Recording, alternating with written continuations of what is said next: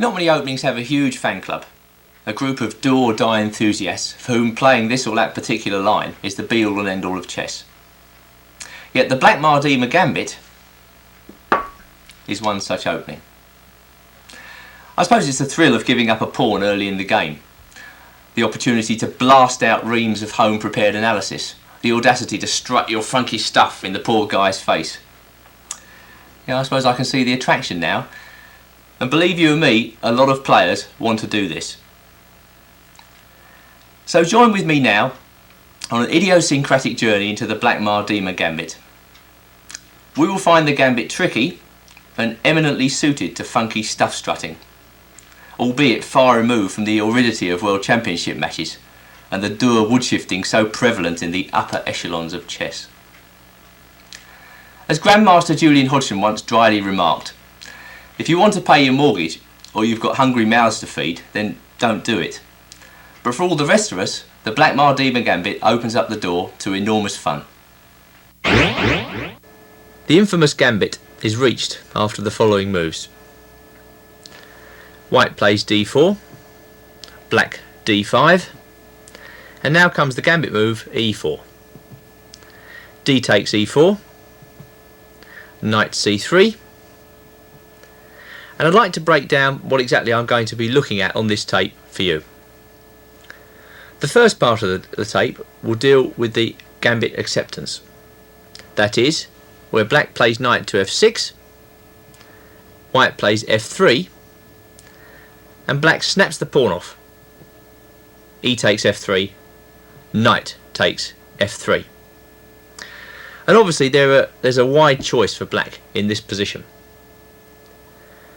In the first section of the tape, we'll be looking at the move e6, a rather solid defence recommended by Max Erver. Then I'll go on to consider the move g6, which could be used against you by King's Indian or Grunfeld fanatics, where black elects to fianchetto the bishop on the king side. Against that, I recommend a very pointed attacking plan. I'll then go on to consider the move bishop to f5, which looks very solid. Black hopes to reinforce his position with e6 and develop in safety. Against that, I recommend a highly aggressive plan, one which puts the question to black's bishop as quickly as possible. We'll then go on to look at other setups for black. For instance, black may play the bishop out to g4 with the intention of exchanging bishop for knight, again trying to get a solid position. You will see that white can work up aggressive chances against that as well. Finally, I'll consider the move c6, one of those solid attempts again just to consolidate and hold the extra pawn. And we will see a wonderful game of Dutch international master Gerard Welling, where he blows the black position away. In the second part of the tape, I'll be looking at popular ways for black to actually decline the gambit, in other words, to bottle out. I guess a lot of your opponents will feel that way when they see the Blackmar Diemer Gambit ventured against them. They'll feel very uncomfortable and they won't want to take the pawn. So what are the best ways for black to decline the gambit? Well, I'll be looking at the Vienna defence, bishop f5. Quite common, but I don't believe it's particularly good, and I'll show you why later on. I'll be looking at e3, which I reckon a lot of your opponents will play against you. They simply will not have the nerve to accept the gambit, and this looks safe. Anyhow, we'll see that this move doesn't interrupt white's development in any way, and white can develop quickly and effectively against it. Finally, dropping back one move, I'll be looking at the move 3e5, the Lemberger defence, which I actually consider to be one of black's best options at this point. We'll see that white can only obtain a minimal advantage against this move, but you can nevertheless play for the win with white, even in the simplified positions that arise. In the final section of the video, I'll be looking at lines where black doesn't oblige with the move d5, and in fact goes knight f6. We can still get our Blackmar Diemer Gambit, but this time with the exchange of a pair of knights. For instance, if e4 in this position, then black can play knight takes e4. And this is a line known as the Hübsch Gambit. Well, I'll show you that the exchange of knights need not favour the defending side, and that with bishop c4, white can hope for the advantage.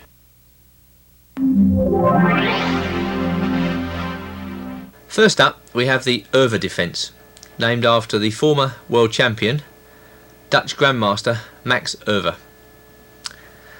That begins after the following moves: d4, d5, e4, d takes e4, knight c3, knight f6, f3, e takes f3, knight takes f3, e6. Black is essentially saying to white, well, why have you sacrificed a pawn here? I'm just going to develop my pieces in French defence style. For instance, one method would be to simply play bishop e7, knight bd7,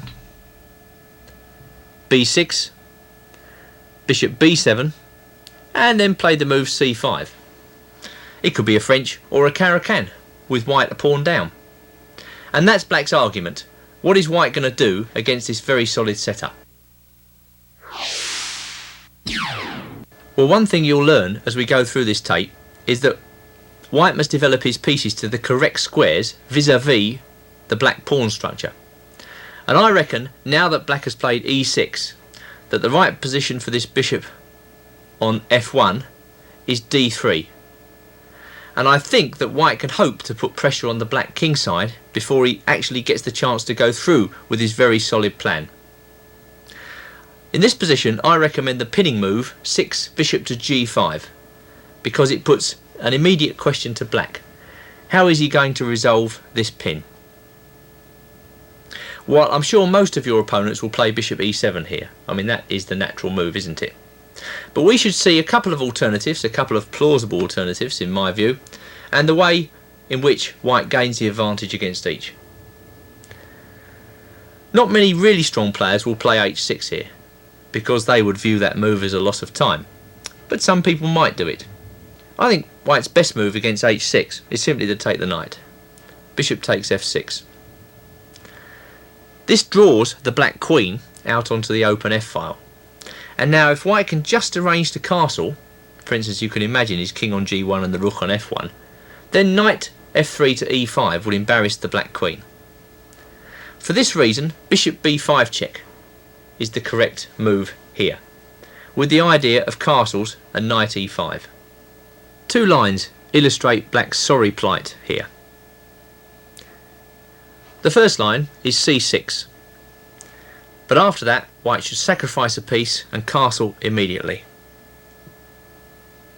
C takes b5,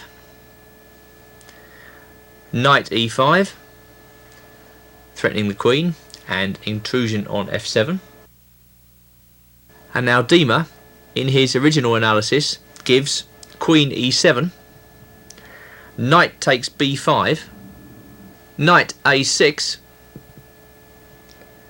c4, bishop d7, knight d6 check, queen takes d6, knight takes f7, with a winning position for white. Well, you may or may not choose to believe all that analysis, but I reckon it's just a gut feeling that black wastes far too much time in this variation, and this is just one way of many of crushing him. Back now to the position after bishop b5 check, and black could of course block the check with his bishop. Once again, the idea is the same, white should castle. And now, in an old correspondence game between Schneiders and Stammer, two unknown players, black played bishop to d6, and after knight e5 tried the move queen to g5. Well, knight takes f7 looks like a crusher once more. Black hoped that after queen e3 check, king h1, rook f8, he could relieve his position. But just rook f3 gives a significant advantage to white. I mean, let's face it, black's king is stuck there, isn't it? And white is not even material down in this position. It's really impossible to recommend the move h6 to black. I think white just simply takes the knight and gives check with this bishop on b5. And then he gets an overwhelming advantage in development and the attack to boot. Well, here we are back at the position after bishop g5, and we should look at Erwer's original idea in this position, which was to play the immediate c5. He reasoned there wasn't any sense blocking with bishop e7 when, after d takes c5, he wanted to recapture on the c5 square with a bishop. But it's been discovered that white can get the advantage here by playing simple moves. Firstly, bishop takes f6, once again drawing the black queen out. Queen takes f6, bishop b5 check, and it's the same story as last time. White castles on the king side, and then a move of the f3 knight will embarrass the black queen. After bishop takes f6, I suppose that black could consider taking with the g-pawn, although it doesn't look particularly inspiring to me. And it's no surprise that the move d5 is strong for white here. For instance, if black were to block with e5, then white plonks his bishop out on c4, bishop goes to d6 maybe, trying to blockade, and now knight to h4, a very strong move, preparing queen h5 and castles on the king side. It's obvious to the naked eye that white is obtaining a crushing attack. The final move worth consideration from black's point of view is bishop to b4 here. But I reckon the problem with this move is that it doesn't break the pin. That pin on the knight f6 is a very strong one, and black should break the pin as quickly as possible if he wants to get a decent game. I think black's difficulty stems from the fact that, okay, he may take the knight on c3, but then the b-pawn reinforces white's centre because pressure against d4 is quite an important feature of this variation from black's point of view, and white may or may not need that knight for the attack on the king, whereas black certainly needs this bishop to defend his king. After bishop b4, the simplest way to play is bishop to d3. I mean, this is the nice square for the bishop, eyeing up the pawn h7, tempting black into castling on the king side. And now many moves have been played, but none of them really have been that inspiring from black's point of view. A couple of debacles should convince you that black's idea is not good. For instance, in the game Gedult-Barnier 1973, black tried knight b d7 here.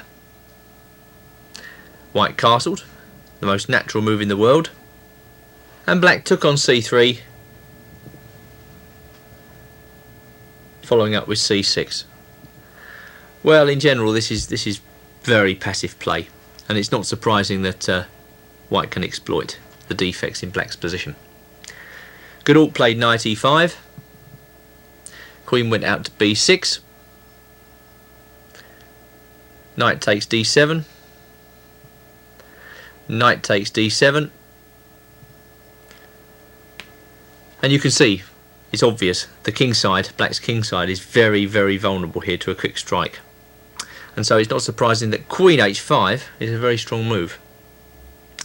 Then came g6, queen h6, c5, and then a typical sacrifice, rook takes f7. Very nice move. King took on f7, rook came to f1 check, king went to g8, and then bishop comes into e7 with unstoppable threats of checkmate. Well, back now to the position after knight bd7, and wouldn't chess be a wonderful game if all your opponents played as weakly as black did there? I think we should see a game where black gets the move c5 in, because this is really the only move to give him any type of active counterplay at all in this line, so we should see how white plays when black goes c5. Okay, well now we'll see a game, Sawyer-Gallagher, a correspondence game played in 1990, where White castled on the king side in this position, and Black went through with his move c5.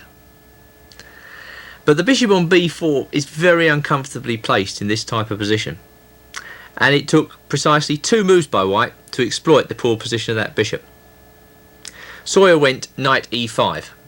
Again, you can see the rook on f1 comes straight into the game after that move, putting pressure on that poor knight on f6.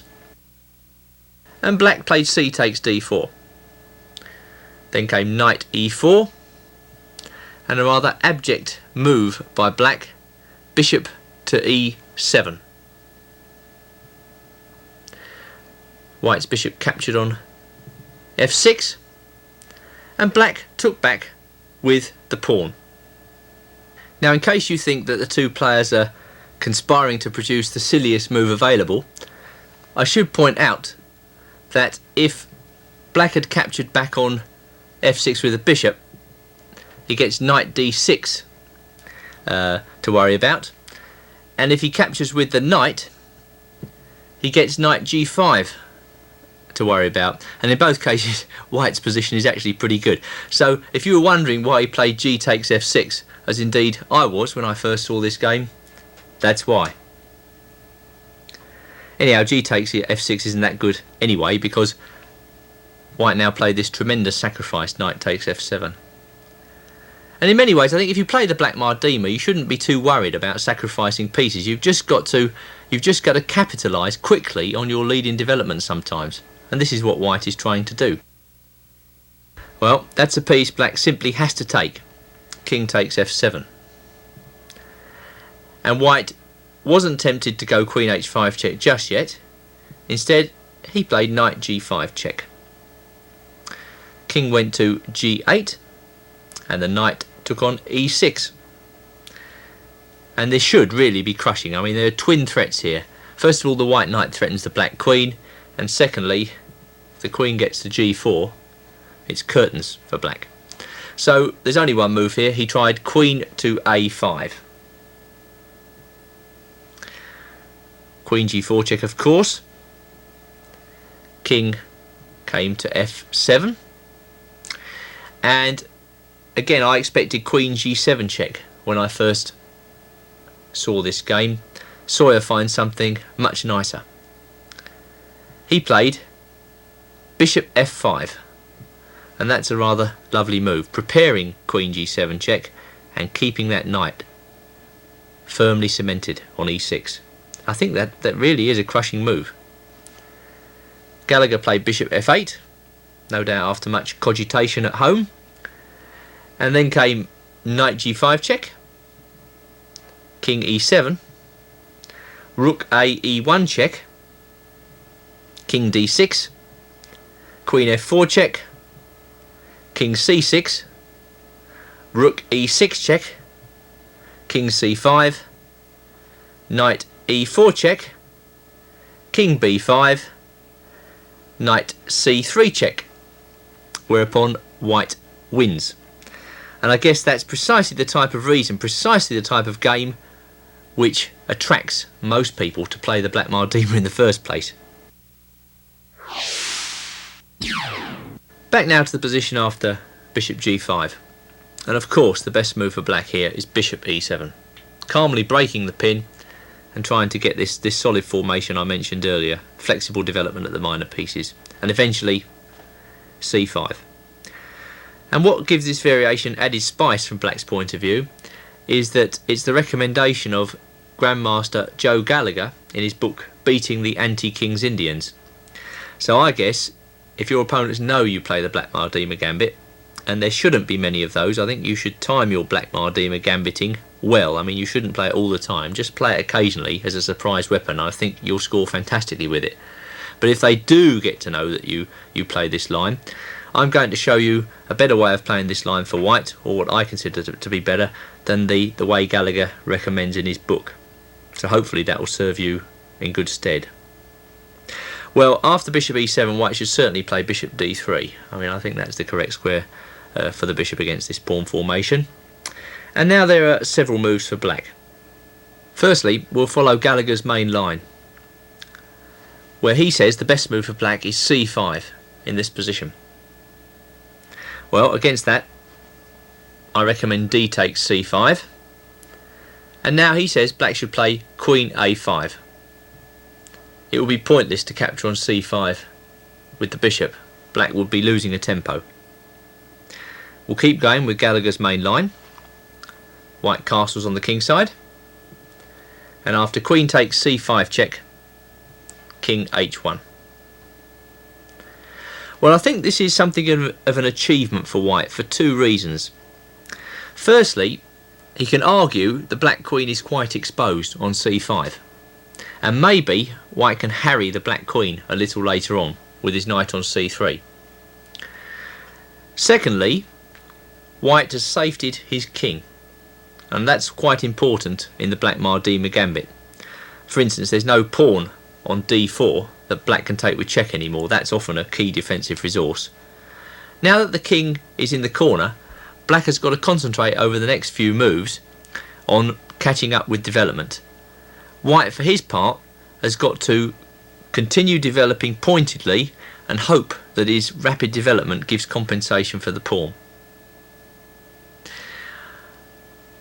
Now Gallagher gives knight bd7, and here we reach the parting of the ways, because the normal plan hitherto for white in this variation has been queen e1 and then queen h4.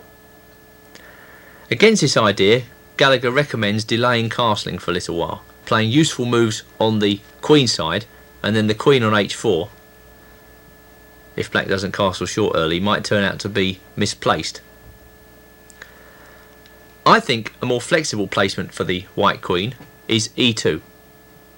So I recommend queen e2 here, and I'm going to show you why. The follow-up plan for white here is rook ae1, and at the right moment, knight to e4.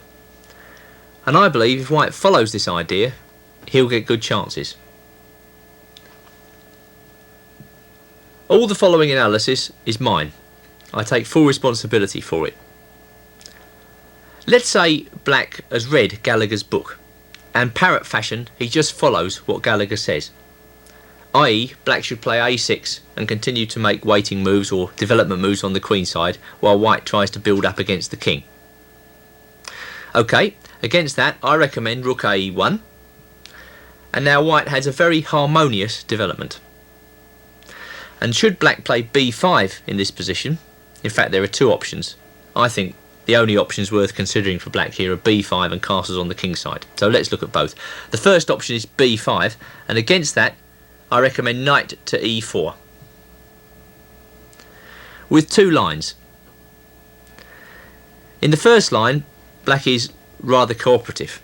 He takes the knight on e4. Knight takes e4.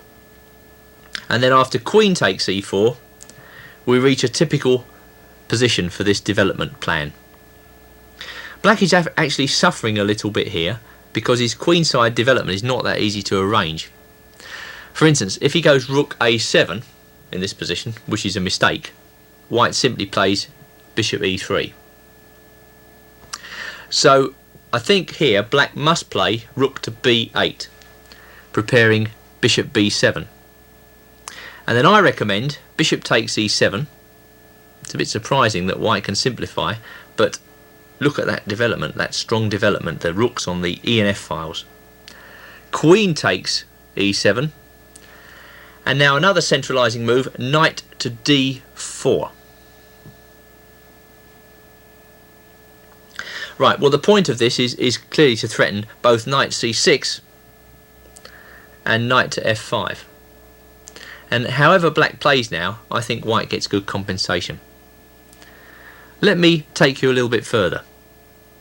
I believe that bishop b7 is forced in this position. And now white should play queen to g4. If black plays g6 here, which looks possible, let's face it, then knight takes e6 is a bone crusher. So I believe that black has to castle in this position, when white can keep the edge after knight f5 e takes f5, the only move. Queen takes f5. Queen h4, again the only move. Queen takes d7. Queen g5, threatening mate on g2. And now rook e2, with the idea of rook e f2. I think white has whatever edge there is in this position.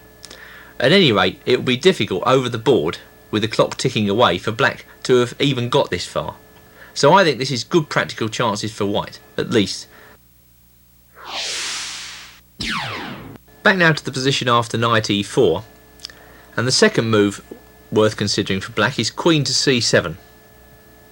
Not making any concessions, just keeping it nice and solid at the back, retreating his queen, and he hopes to buy some time just to complete development with bishop b7 and castles.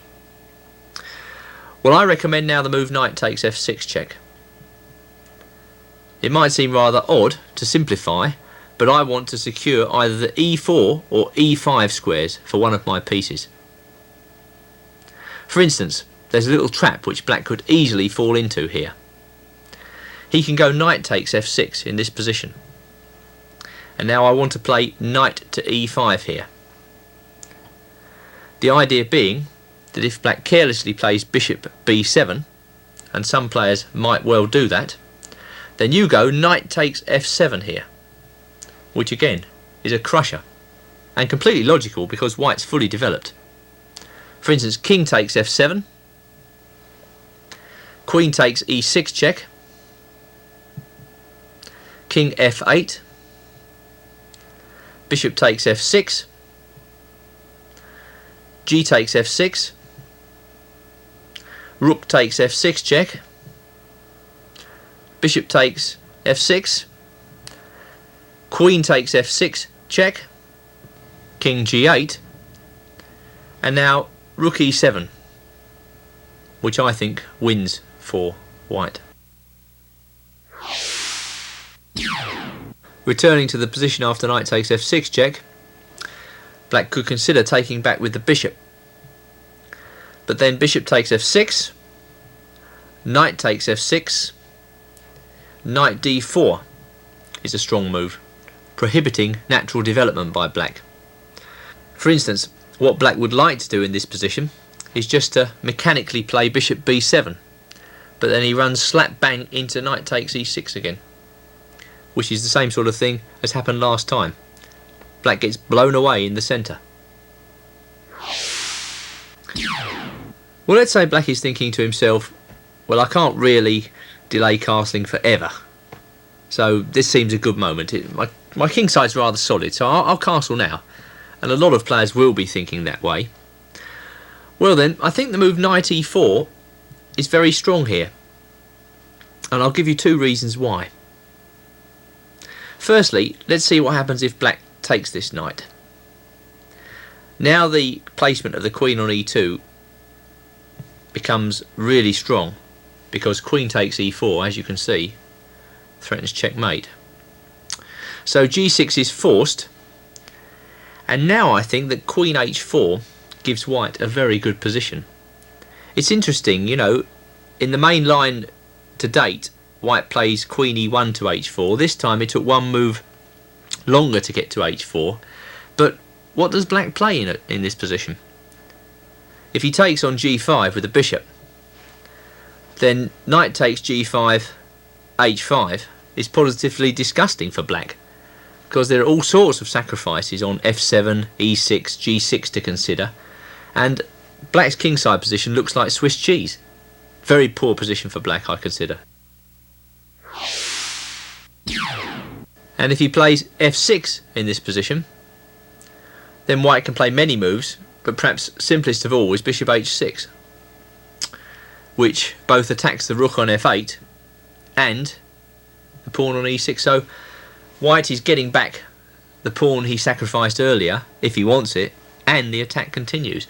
So really this is not a good position for black. I think knight takes e4 earlier was a mistake. So you'll recall white's just played knight e4. A very plausible move for black is Queen c7 here, just trying to return into the position, keep it nice and solid. It's very similar to lines of the Caracan and the French defence, but with the additional advantage for white that he's got the open F file, and I think we can make good use of the open F file in this position. The first idea is to secure the e5 square for a white knight, and we do this by playing knight takes f6 check. It's rather paradoxical that white intends to attack on the king side, but the first stage of that attack is to exchange pieces. But we'll see the reason for this exchange right now, because if black plays knight takes f6, then the knight goes into e5.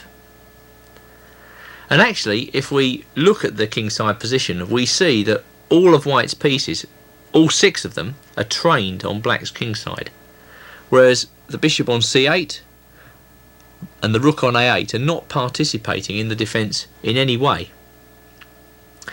So I consider that a plausible move for black here is bishop to d7, and now we will see white decimate the black king. Bishop takes f6, bishop takes f6, and now bishop takes h7 check is a crusher. For instance, king takes h7,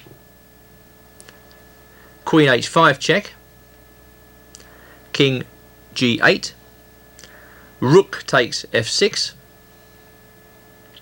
g takes f6, and now the key move, queen to g4 check, driving the king to the side of the board. The king may go to either h7 or h8, doesn't make any difference whatsoever.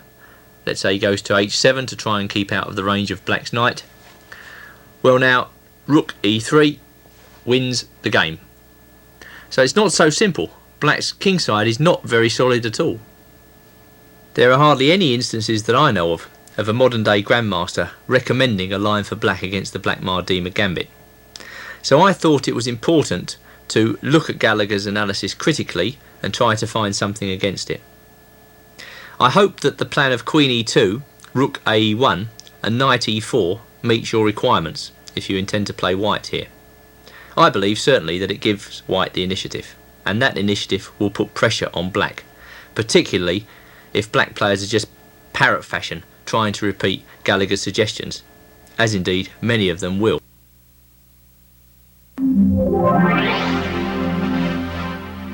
The move 5g6, I'm sure, will be played by many of your opponents, and you'll want to know a good attacking scheme against it. Now, many moves have been tried for white in this position. He's tried bishop to g5, bishop to c4, but I'm going to recommend the move bishop f4 to you. And the idea is that white will follow up with queen d2 and maybe bishop h6. It's a fundamental belief of mine that fianchetto positions were just made for this line-up by white. This bishop and queen battery and the exchange of the fianchetto bishop. This is the type of thing that white should be thinking about when black plays g6. Let's see how the theory pans out. Black's usual answer to bishop f4 will be bishop g7, and now queen d2 castles kingside completes the initial picture. Now, one of the reasons I'm recommending this line to you is that I want to preserve, if at all possible, the knight on f3 for attack. A key black resource in this system, where he fianchettos his king bishop, is to go bishop g4 takes f3.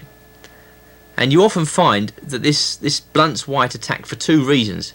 Firstly, it gets rid of the knight, which could easily attack the black king.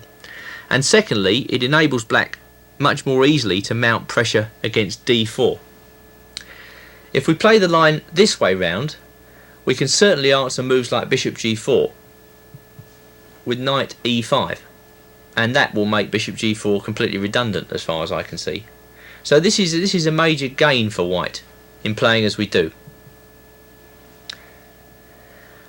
Now, after castles on the king side, I'm going to recommend the move bishop c4 to you. And you can see already the bishop's putting pressure down on the f7 square. Possibly white is going to play knight e5. He certainly keeps all his options open. And in general, if black plays passively, the overall attacking plan is castles, rook a e1, and then bishop h6, possibly to be followed up with knight e5. If white aims for this type of position, then he's going to get a serious initiative, and black must find a way of putting him off these plans.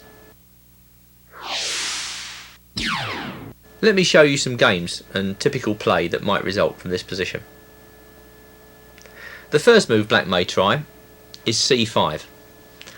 Certainly that's a move which will appeal to people who play the Grunfeld defence. Against that I recommend d5, and now in some obscure correspondence games black tried out the move a6. Well, I don't think white should allow black to break out with b5 so easily, so I recommend the move a4. And after a4, it's not exactly clear to me how black is going to relieve the cramp. For instance, if he plays b6 now, what's to stop us from getting on with our plan?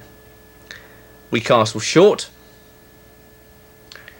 and if for instance black plays knight e8, intending to come to d6, then rook a1, knight d6, bishop a2 is good for white. White's plan might be bishop h6, queen f4, maybe queen h4, and then knight g5. This would be one way to proceed. In the game Stolt versus Time, Finland 1990, black tried a6 in this position, and white now went bishop h6. By analogy, I think the best move must be a4, and the constriction policy continues. As I've said before, white will castle on the king side and go rook a1 with pressure.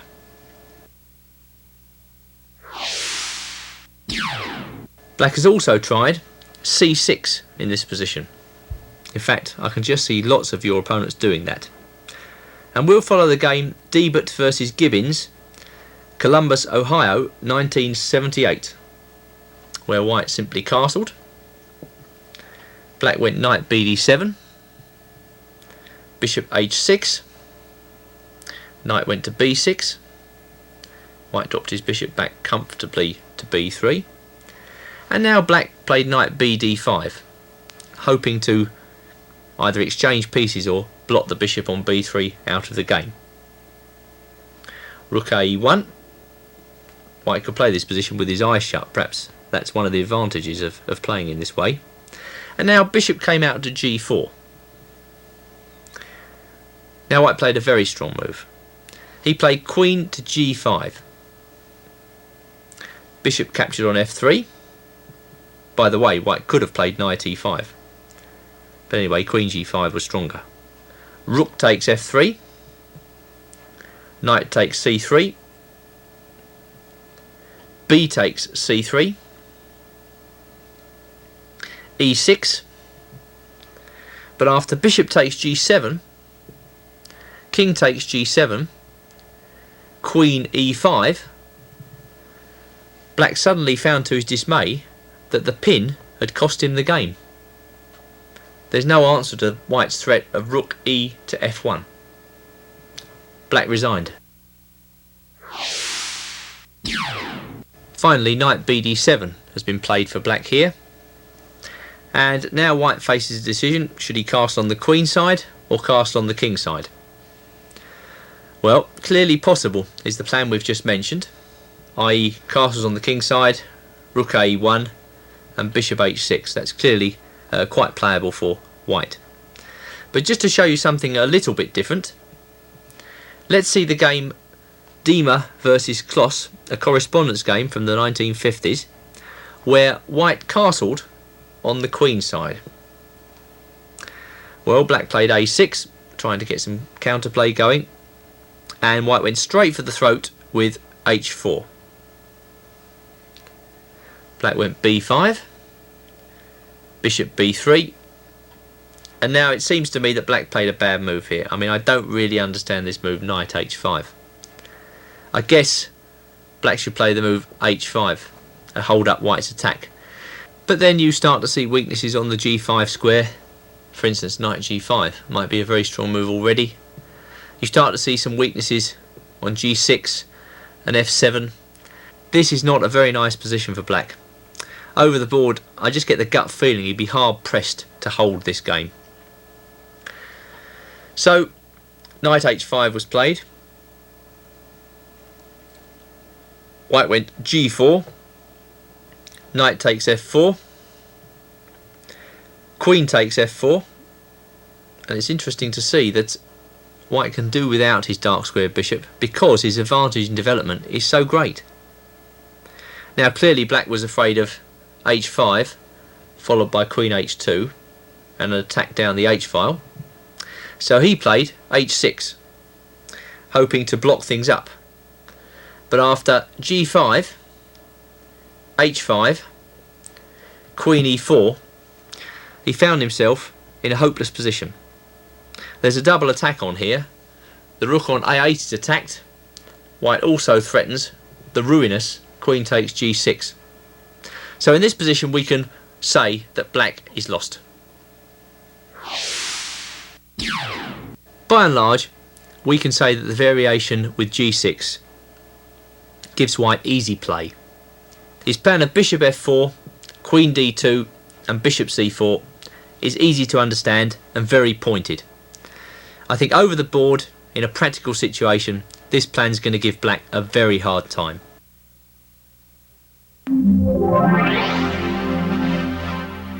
Five bishop f5 introduces the Tartakova Gunderarm defence, and it's one of black's most solid options against the Blackmar Diemer. In fact, this, more than any other variation, encourages white to commit harakiri by a quick advance of the kingside pawns. Now initially I was going to recommend the main line to you, which is knight e5, e6 and then banzai, white lashes out with g4.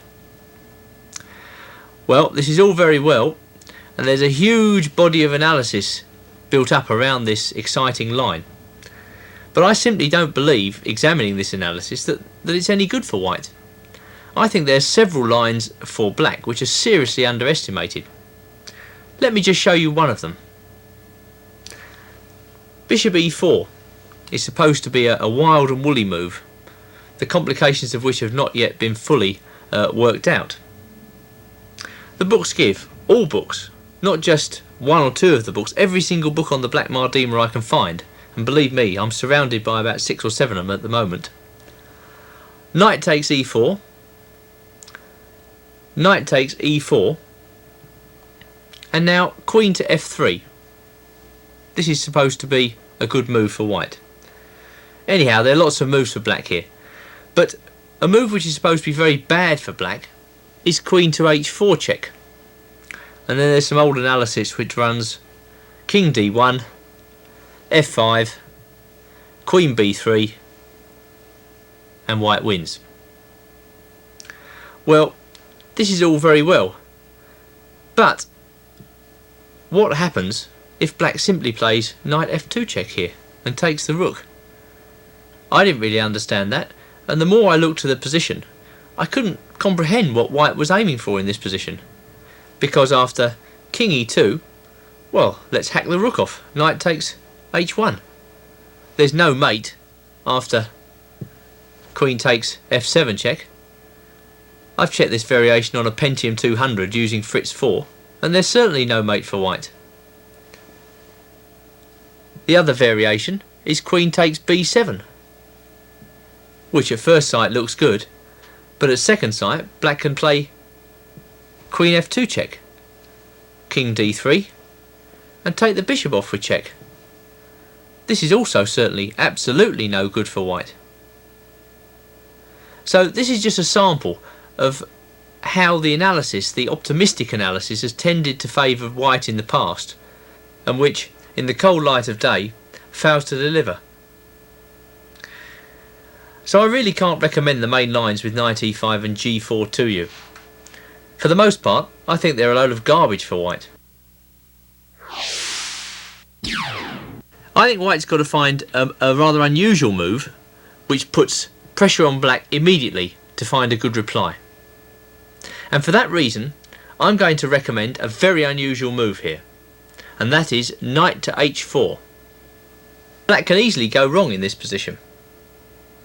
For instance, in the very old and almost unknown correspondence game, Diemer Studia 1956, black tried bishop g4. But it may be that this move is a mistake. White should now play queen to d3, threatening queen to b5 check, and if knight c6, as was played in this game, Diemer versus Studia, then h3, bishop h5, g4, bishop g6, knight takes g6, h takes g6, bishop g2 gives white very good play. For instance, you can just see your opponents snapping off that d pawn. Knight takes d4. In fact, that's a mistake because of knight b5, a very strong move. And if now knight takes b5, then queen takes b5 check, queen d7, queen takes b7, and now Diemer Studia went queen e6 check, getting out of the way of a possible bishop g2 to c6, king f1, with a winning position for white, who threatens, amongst other things, not only the rook, but bishop c6 check and some sort of combination of bishop to f4, rook d1, and maybe even rook h2 to d2, with fantastic pressure down the open d file. Going back to the position after knight h4, bishop g4, queen d3, black may play the move e6 here.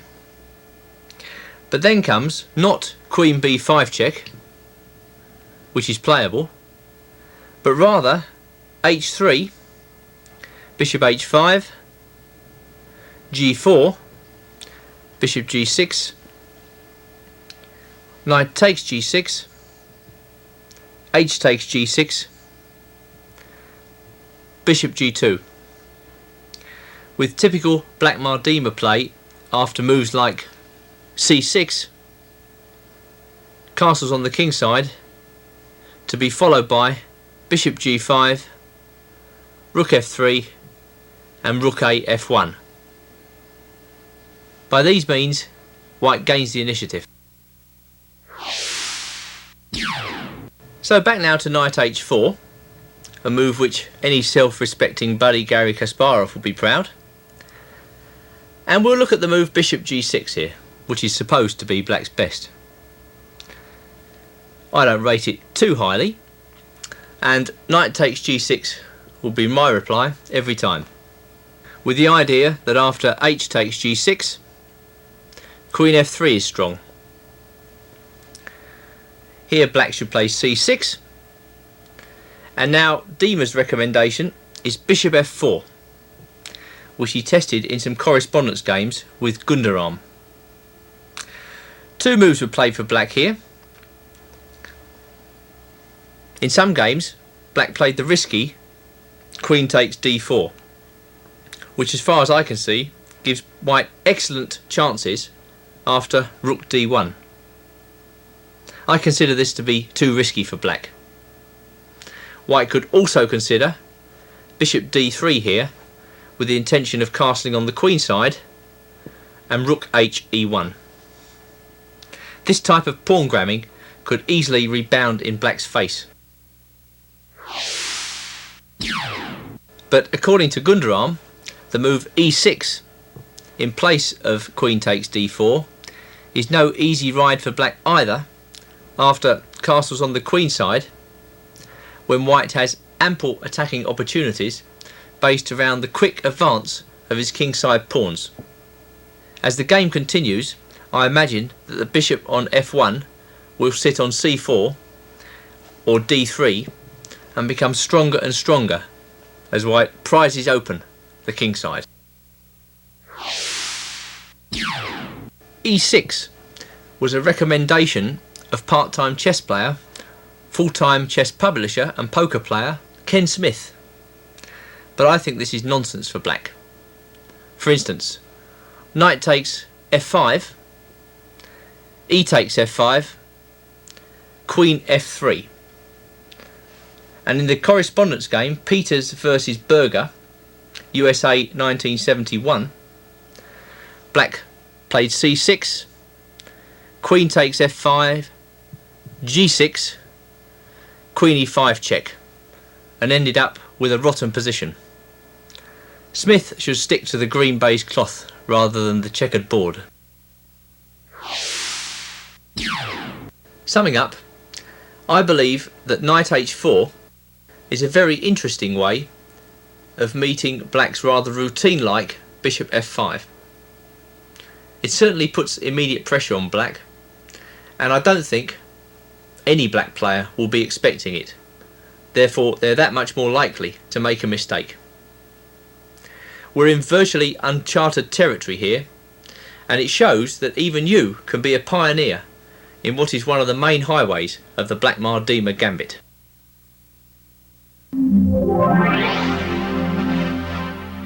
The Teichmann defence is characterised by the move 5 bishop g4.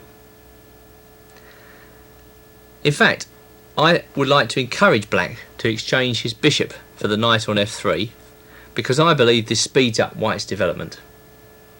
Undoubtedly the best move here is the immediate h3, and I'll consider two moves. The first of these is the natural move bishop takes f3. Then comes queen takes f3, and now c6. And I'm going to recommend the move, the rather strange move in this position, queen to f2. The idea is to defend the pawn on d4 so that the bishop on c1 is given scope to develop itself to either f4 or g5 as appropriate. In fact, this is a little known line known as the Cieślowski variation, and I believe it deserves wider prominence. There are not many games with this particular line, but we're going to follow the game between Whitman and Pastor from Grutz 1973. Black played e6 and white played bishop d3. Bishop e7 was played. You can just see your opponents playing like this, a nice solid setup. And white castled on the king side. Then came knight bd7. I should add that if black adopts this kind of French setup, you'll note that the queen on f2 dissuades black from playing the move c5 for a little while, enough time to get white fully mobilised. And Whitman played bishop to g5. Black castled, and now queen h4 was the idea. So we can see the pressure building against black's king side. Already white threatens to take twice on f6. Well, in the game Whitman Pastor, black played the obvious move g6, but after rook a to e1 he was in deep trouble. He tried knight d5. White played knight e4. And now the only move here, although miserable for black, is f6. However, black played bishop g5, knight takes g5, knight d5 to f6, and it's no surprise that after queen to h6, white was able to decide the game by means of a direct attack. Black played rook e8, and white demolished the king position with knight takes h7. A crushing move. Knight takes h7 was more or less forced, and now a second lovely sacrifice, rook takes f7. King captured on f7. Queen takes h7 check. King f8. And now bishop takes g6. Black resigned, for after queen e7, trying to block the checkmate on f7, then queen h8, checkmate. Returning to the position after bishop g4, let's just take a look at that line again.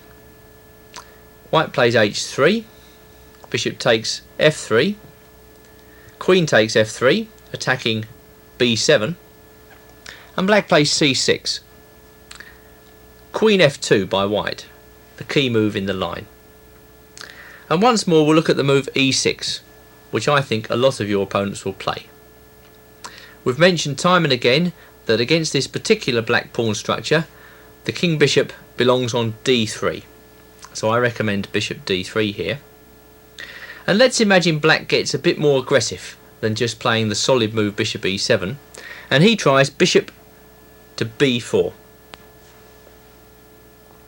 Well, in the inaugural game with this variation, Ciesielski Frederick, correspondence 1972, white castled, black castled,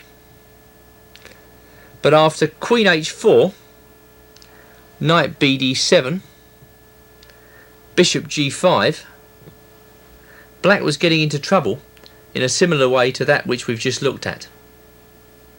The further moves rook e8, rook f3, bishop e7, rook a f1 show that white's position is very dynamic and easy to play. Dropping back to the position after queen f2, in place of e6, black might try the move g6. Against this, I recommend bishop c4. The idea being that white develops as quickly as possible. After bishop g7, bishop g5, knight bd7, castles on the queen side, it will be difficult for black to develop active counterplay against white's setup. Left to his own devices, white can consider pushing his kingside pawns up the board, arranging to play g4 and h4, h5 at the right moment, or he may decide to press on black's centre, for instance with rook h e1. In all cases, I think the black position over the board is difficult to handle. It's doubtful that after bishop g4 h3 that the move bishop h5 is a good move. Black encourages white to make the move he might want to make anyway, which is g4, and after bishop g6 to follow up with knight e5. I think this gives white slightly too much rope and cannot be recommended for black. I give some lines which illustrates the dynamism of white's position. For instance, if black now plays e6, I recommend bishop g2 here. Then comes c6, and now an interesting move, a new idea, rook to f1. The point of this is to put pressure down the f file. We've seen before how powerful pressure against f7 can be in the Blackmar Diemer Gambit, and to prepare castling on the queen side. Let's see the correspondence game Cody versus Hoog, correspondence game 1994, where black was soon in trouble. He tried knight bd7. White removed the bishop on g6, and black played h takes g6. Then came queen f3, threatening g5, so black was forced into the uncomfortable move queen e7, whereupon white pinned the knight. This seems to be a very direct and easy to play variation. Black castled on the queen side. After all, what else could he do? As did white. Black played queen e8 to try and escape the pin. And now, with white fully developed, came the attack. Firstly, knight b5. Now that's an interesting move. The knight can't be taken. It's checkmate on b7. And if king b8, then bishop f4 check is a very embarrassing move to meet. So, knight b6 was played. But after knight takes a7 check, white worked out a nice win. King b8 was played. Bishop f4 check. King takes a7. And now the killer blow, queen to c3, which threatens the excellent queen a5 checkmate. After knight e5, black may try the undermining move knight bd7, trying to get rid of white's powerful knight. Against this, I recommend queen f3. This puts pressure on b7 immediately. Now black should play c6, but let's see a grandmaster going under in the Blackmar Diemer Gambit, and we'll see the game Schuh versus Gutmann, Germany 1984, where Gutmann played the poor move knight takes e5. Then came d takes e5, knight d7, queen takes b7, rook b8. Actually, this is typical Gutmann play. If he thinks the opponent's trying to get the initiative against him, he'll try and wrest the initiative back, and he's quite willing to sacrifice a pawn in order to do it. Unfortunately, this is not good enough in this particular position. Schuh took the pawn, and black played e6, threatening bishop c5. White was able to meet this comfortably with the move bishop to b5, and that really fouls up black's plans. Gutmann tried rook takes b5, knight takes b5, bishop c5, hoping to land a trick with queen to h4 check. But the German was equal to the task. He played simply knight takes c7 check,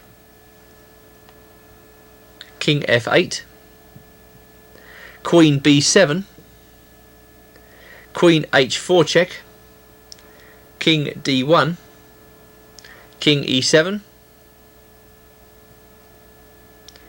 knight a6 attacking the bishop, bishop went to b6, and now knight to b4, giving white a winning position. For instance, black is denied the move he wants to make here, which is of course rook d8, followed by some discovery with the knight, for two reasons. Firstly, the knight's pinned against the king, and secondly, knight c6 check is a bit of a killing move, because if you look at the position, knight c6 check actually is very unpleasant for black. After king e8, queen c8 check, all the pieces are coming off, clearly in white's favour. White went on to win. So after queen f3, black should play c6. And we're now going to follow some of Gary Lane's excellent analysis from his book Blackmar Diemer Gambit. He recommends knight takes g6 to start off with, and then after h takes g6 to play bishop to c4. White's clear threat is to brutalise the f7 square by playing g5 here, so black has two ways to meet that threat. If he plays e6, then castles is simplest of all, threatening g5. If then queen e7, then bishop g5, and we're back in a position we've already seen, where white won a nice game. Dropping back, Lane therefore gives knight to b6, but after bishop b3, queen takes d4, bishop e3, black's pawn grabbing will not go unpunished. For instance, queen to d7 here, and lane gives rook d1, queen c7, castles, pawn to e6. It must be remembered that at all stages white is threatening to go g5, so pawn e6, bishop f4, bishop c5 check, king g2, queen c8, g5, knight f to d5, and now the excellent move knight e4, bishop e7, bishop e5, castles, c4, attacking black's centralised knight. The knight drops back to c7, and then knight d6, giving what looks to me almost a winning position for white. I like to say that I think that most of the moves in that sequence were fairly natural, and I'm convinced that you will be able to find them over the board. Black is constricted and you're methodically driving him back.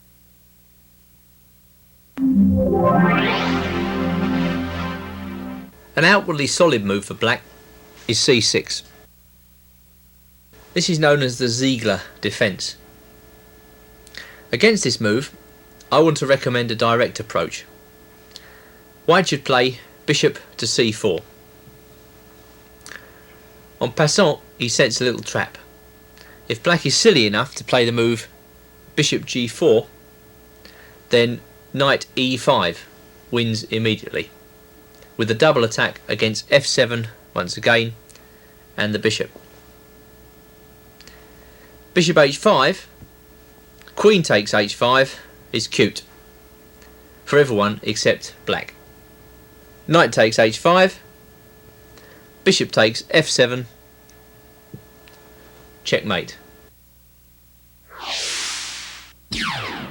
In view of white's positional threat now of knight e5, there are two moves for black which I consider to be worth serious consideration. The first of these is bishop to f5. Against this, white should play knight e5, attacking f7, and after e6, castles on the king side. And we're now going to follow the very attractive game Gerard Welling from Holland, international master, a very original and interesting player, against Marzik Biel, 1981. I must point out that in this position, white threatens rook takes f5. So black's got to be on the ball to prevent that threat. In the game Welling-Marzik, black played bishop takes c2. He thought he had seen his way through the complications to emerge with a winning position. But now Welling played a fantastic move. He played knight takes f7. Now obviously this came as a tremendous shock for black. There are only two moves to consider here, either king takes knight or bishop takes d1. A shocked Marzik played king takes f7, but we should see what happens in the ending after bishop takes d1. Obviously white plays knight takes d8, king takes d8, rook takes d1, knight d5, and now rook e1 is a good move.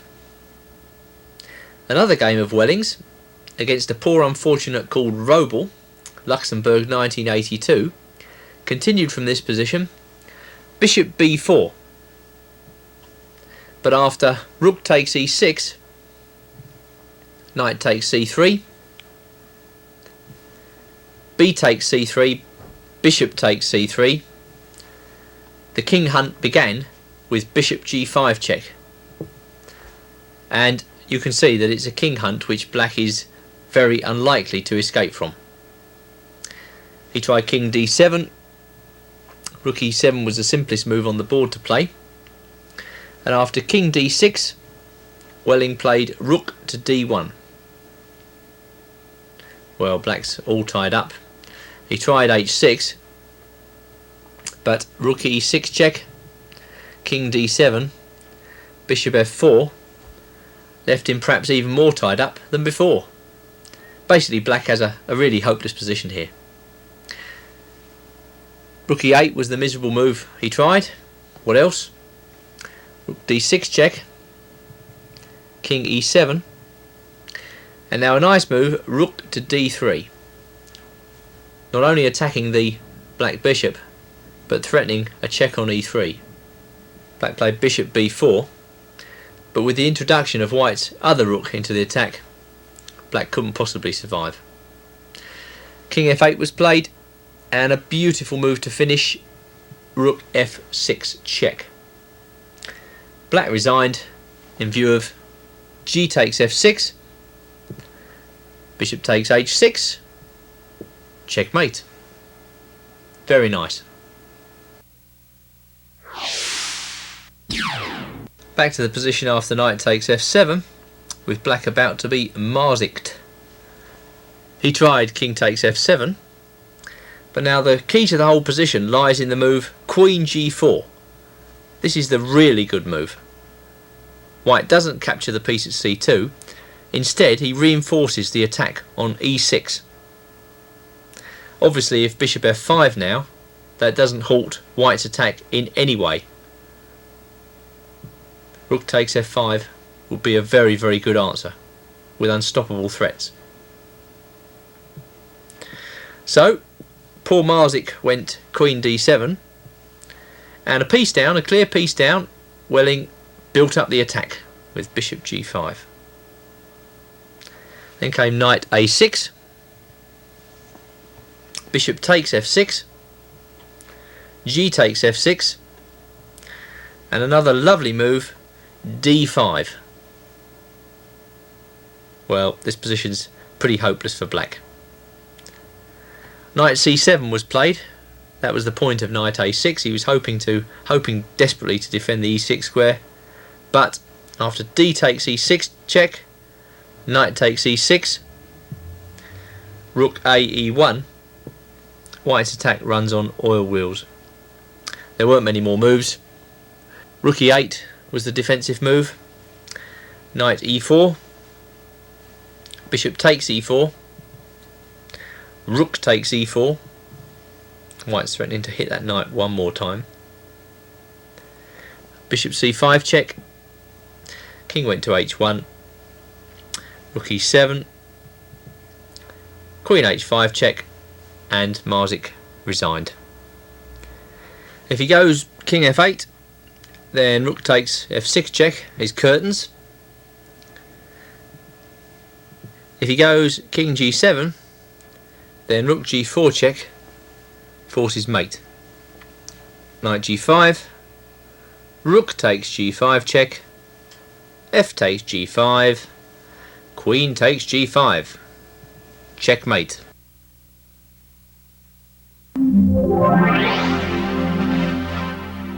We've seen so far that by accepting the gambit pawn, black runs serious risks of losing the game.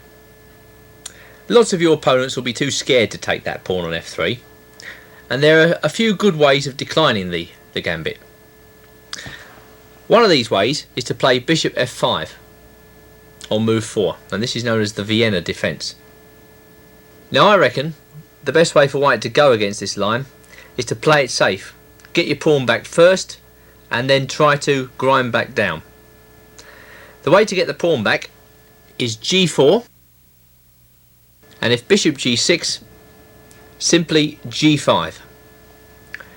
Black should play knight d5 here, and then knight takes e4, regains the pawn. The question really in this position is the king side of white. Is it strong or weak? It's white's job to prove that the g5 pawn cramps black. It's black's job to try and get rid of this pawn and to get free development for the pieces. Well, in most games that have occurred, black has played e6, and I think that's what your opponents will do too.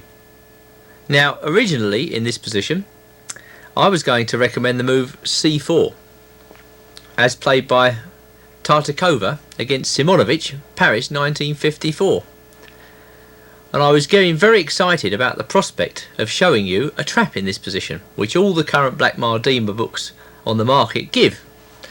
And that trap is bishop b4 check, king e2, knight b6, c5, and supposedly white is going to surround the black bishop on b4 with pawns and win it. And all the books say, oh yes, white wins a piece and he wins the game. In fact, this is not true at all. It didn't take me very long to work out that after knight d5, a3, bishop a5, queen a4 check, supposedly winning, that black can play knight c6 in this position. Now, of course, b4 is a horrible mistake, because black can play bishop takes e4 with the killer threat of knight c3 check, so that move is completely out.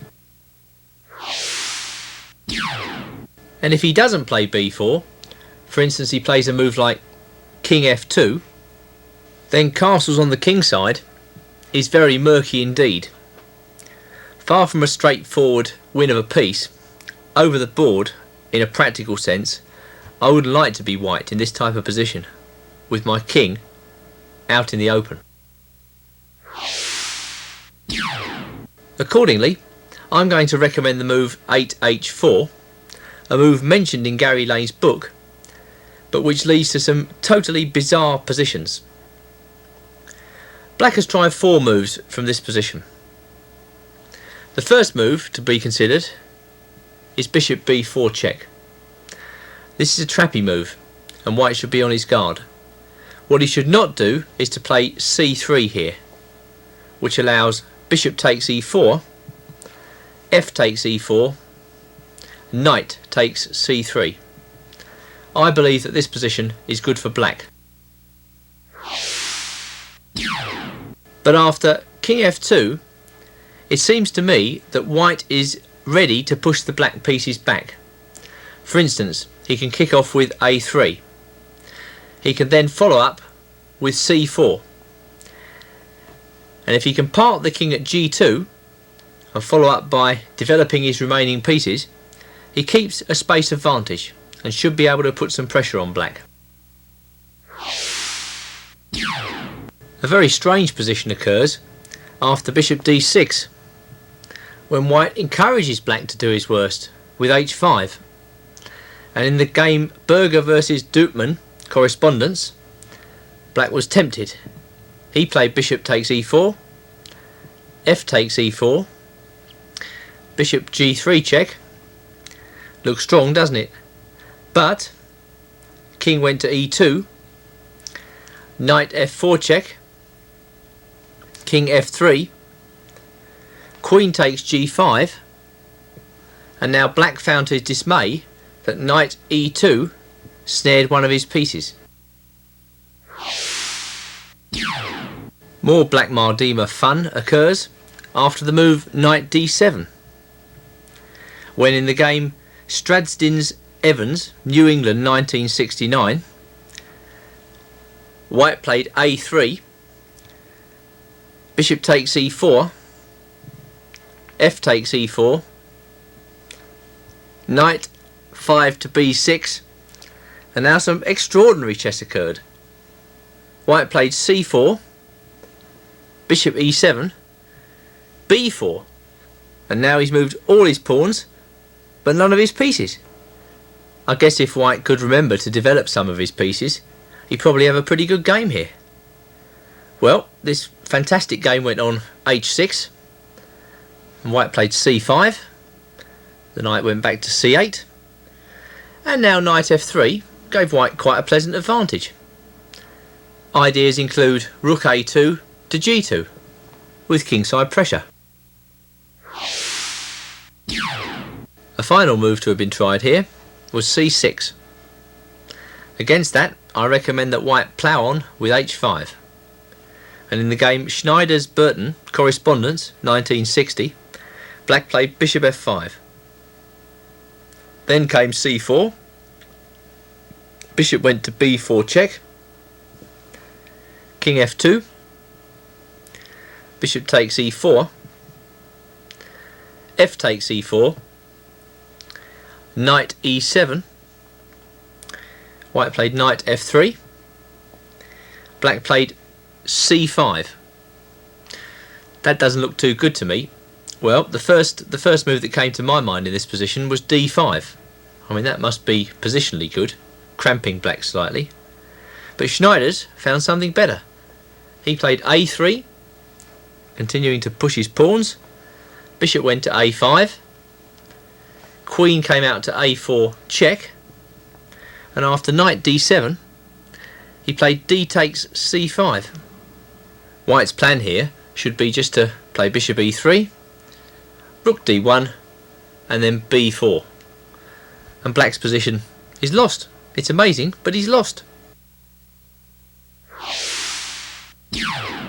You should be glad when your opponent plays the Vienna defence. After g4, bishop g6, g5, knight takes d5, knight takes e4, e6, then you can go h4.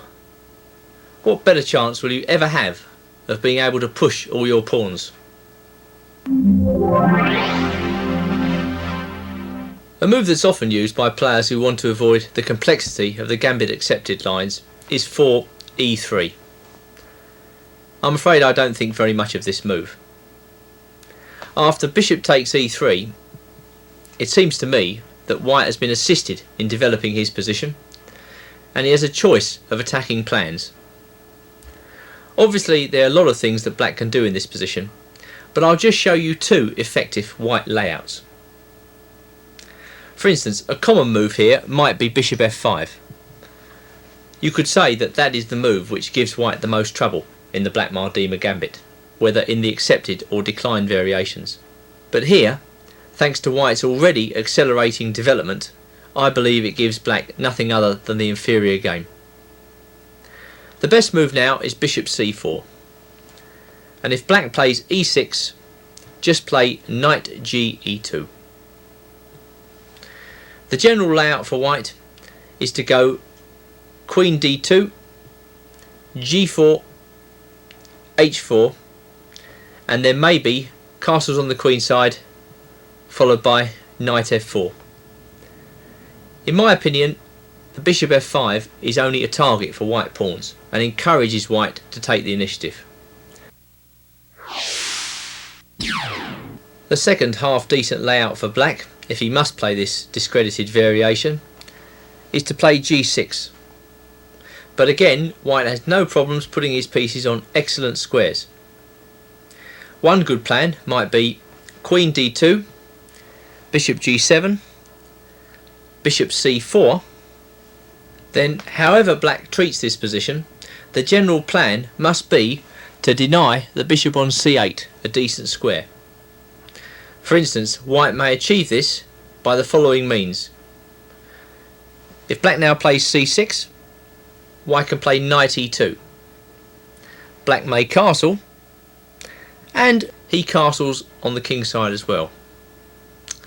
Now we can see a reasonable square for the knight on b8. For instance, the knight may come to d7 and then to b6. It's less easy to see where the bishop on c8 is going to play to. A fragment from the game Allen vs Brogdon, Paynton 1994, would suggest that black has the inferior game here. Black played knight bd7 and white played rook a d1. Knight b6 was played, bishop b3, and after bishop f5, which let's face it is black's most natural developing move, then simply knight g3 ensured white a significant advantage.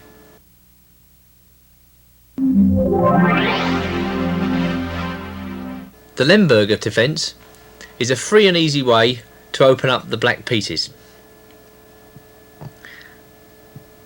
It occurs after white plays knight c3, and now black opens up the game with e5. Well, there are a number of ways that white can fish around in this position. For instance, you might find some maniacs playing the move queen h5, or bishop e3 has been played. Knight e2 is possible. Even knight takes e4 was championed by Diemer. But a closer look did not convince me at all. I still feel now that white's best move in this position is d takes e5, despite the contention that this is supposed to lead to dry equality. I believe that if you study the theory I'm going to recommend to you now, you still have chances to outplay your opponent with the white pieces. Right, well, after d takes e5, black usually trades queens. And there's no doubt in my mind that white should recapture with the knight. I mean, there's no sense in giving yourself difficulty by recapturing with the king, although that hasn't stopped people from playing that move. The next couple of moves are more or less forced. Black plays knight c6, and bishop f4 is a good reply, with several lines. The first line is knight ge7, the idea of which is to play knight g6 and round up white's e-pawn. It's a constant question through this variation: which e-pawn is weaker? Our job as white is to prove that the pawn on e4 is weaker than the pawn on e5. After knight e7, I recommend the move bishop b5. If black unpins with bishop d7, then I think white should play knight c3, immediately hitting the pawn on e4.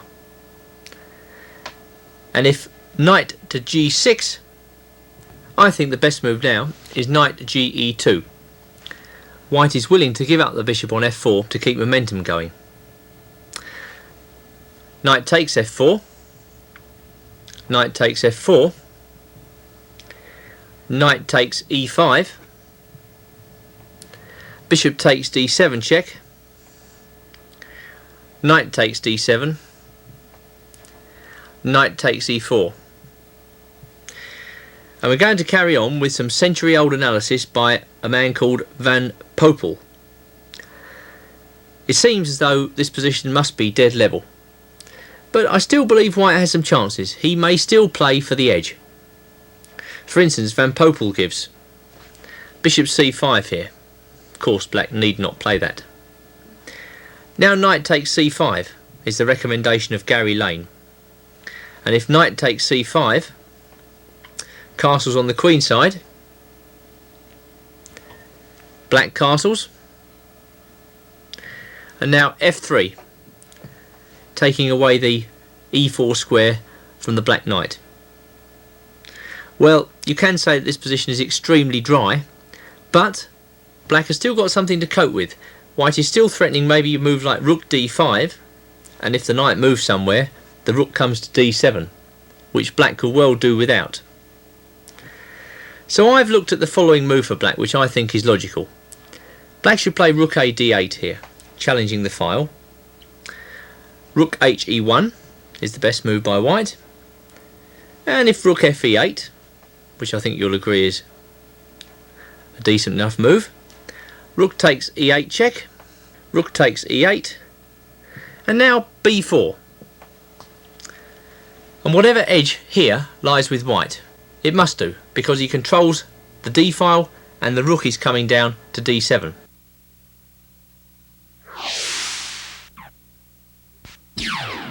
If in this position some black players are tempted to lash out with a move like knight b4, then I think bishop b5 check is good for white. For instance, if c6, then bishop a4 and a subsequent a3 will gain time, and if bishop d7, I must disagree with Lane's assessment that bishop takes d7 check, king takes d7, knight e3, bishop c5, castle's long check is an equal position. I believe that this is clearly favourable to white in view of black's difficult problem with his king. Finally, if black plays bishop f5 in this position, I believe that simple play gives white an edge. Bishop b5, pinning the knight, and if for instance a move like knight e7, then simply knight e2, and white is slightly better. This is a very easy to remember plan.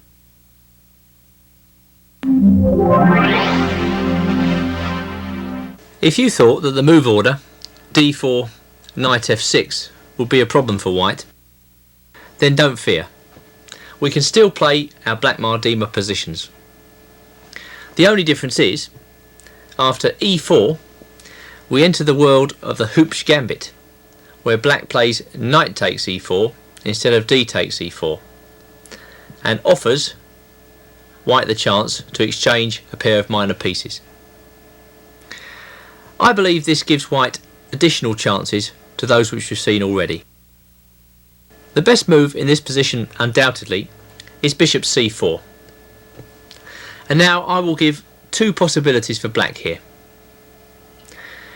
The first of these possibilities is bishop f5. Black gets his bishop outside the pawn chain and threatens e6. Now of course, against this particular bishop f5 variation, white shouldn't go lashing out with g4 and h4. There's a much better way to play this position, and that starts with the move c3. This is a nice solid move, securing the d pawn and at the same time threatening queen to b3. As far as I can see, white works up an advantage in most of the lines after c3, and I'll show you how. In the game Debut versus Blocker, Ohio 1983, black played the natural e6, and white played queen b3 anyway. Black's queen c8 was no surprise, neither knight e2 by white. Black played knight d7, and knight g3 was played. Then came a bishop g6, and white played h4. If black now plays h5, which looks alright at first sight, then bishop takes e6 is a rather strong move.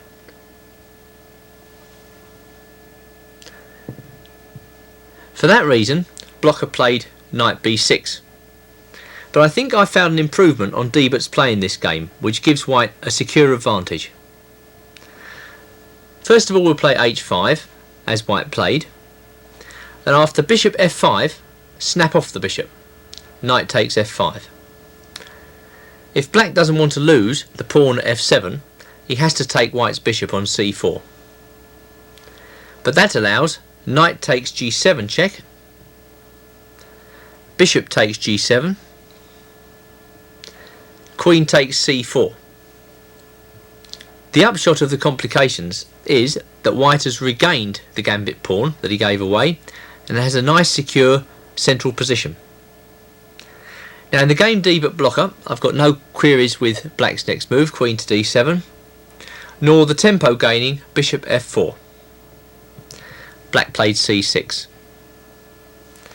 But white's next move, h6, although that led to a small advantage for him, I believe to be slightly anti-positional, as it takes away control of the important g6 square. White's bishop is controlling the dark squares. He doesn't need extra pawns to control the dark squares for him. So I believe it's better to keep the pawns on the white squares. I think white can increase his positional advantage here by playing queen back to e2.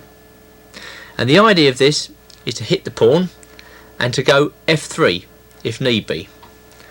For instance, if black plays f5 in this position, then f3 is a very good move, giving positional advantage to white. And if queen d5, trying to hold the e-pawn, then rook h3 again gives white the edge. This seems to be an effective and simple way for white to get the advantage against the bishop f5 line. Back to the position after c3 here, and black could miss the point of c3 entirely, as happened in the game Aston vs Tyne, Torquay 1990, where he played knight c6. Then queen b3 was a very strong move. After e6, white was able to snatch the pawn on b7. And after knight a5, bishop b5 check put black into all sorts of trouble. But I can see some of your opponents falling in for that trap. Back now to the position after bishop c4, and another very common move for black here is e6. In fact, this was the choice of Grandmaster Kudrin when he played Blackmar Diemer Fanatic Gambit in the Philadelphia Open 1985.